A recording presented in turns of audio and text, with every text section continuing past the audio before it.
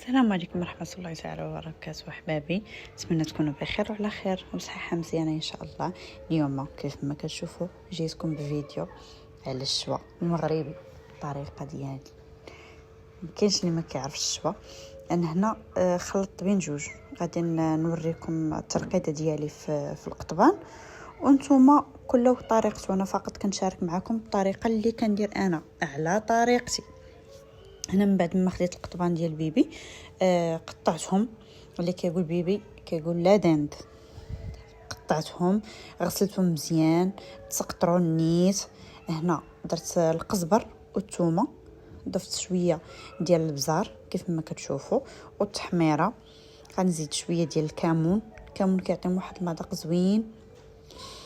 غادي نزيد الزبيته بلديه بصيله، غادي نشلضها. دابا غندير شويه ديال المليحه وغادي نخلطهم مزيان كيف غادي تشوفوا معايا. طريقه سهله وزوينه، والاهم انه كيجي يا سلام. المهم كيف ما كتشوفوا معايا هنا غادي نخلط هاد المقادير اللي عندي، ضفت عليهم بصيله كيف ما وريتكم. صافي غادي نخلطهم ونخليهم يرقادوا. غادي ندوزو دابا لسميتو للشوا الثاني او لا الجزء الثاني.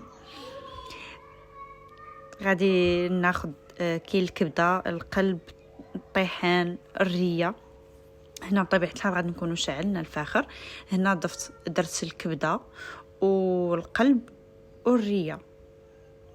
انتم كيف ما كتشوفوا ضروري كيطيبوا، كنشويوهم هكا وكنبقاو نقلبوهم.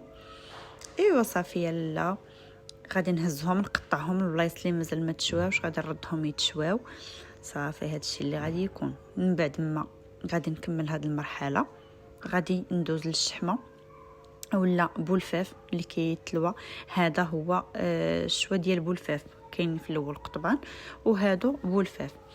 صافي كيف ما وريتكم هنا غادي نقسمهم على جوج. البلايص اللي مازال ما طايبينش من الداخل نتوما كيف ما كتشوفوا كنهزهم وكنقطعهم على جوج وكنردهم يكملوا الطياب ديالهم.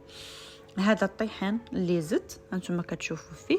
صافي غادي نخليهم يطيبوا مزيان وغادي نهز ونبدا نقطع. هنا درت هذه الشحمه ديال اللويان، كنقولوا الدواره. هذه هي الطريقه ديالها، كنقطعهم طريفات وكنبدا كنلوي. هنا ما تديوش على اليدين حقاش الفاخر وهذا الشوا راه اليدين كيتكرفسوا بطبيعه الحال. غمضوا عينيكم، ولكن البنه خاصها تكون البنه راه هي صاحبتي في هذا الشيء كامل. ما يمكنش تقولي لي بغيت نشوي وندير ليغات ولا الحاجه الا ما درتهاش بيدي ما كتكونش مقنعه. المهم هنا درت القطبان كيتشواو ووريتكم السما شحال زوينه. هذا راه الليل، القطبان راهم في الليل. هنا شوفوا القمره ما شاء الله تبارك الرحمن كيفاش مضويه. الحمد لله يا ربي. هنا كملت الشيء، وهذا هو القطبان ديالي بالصحه والراحه.